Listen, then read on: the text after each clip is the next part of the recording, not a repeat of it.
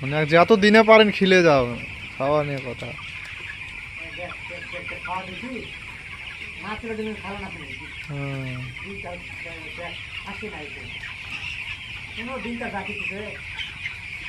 এই বসে আসলো টিকিট করে ওই বসে আসে খাই নাই এই আধ ঘন্টা 1 ঘন্টা পর পর জানাবে এটা চলে গেছে একা এখন এখানে আসবে এই কালটা আছে কাল প্রায় 2টার সময় চলে গেছে কম সব সারা দিয়ে এই দেখ তুলে দিনে খাওয়া দেয়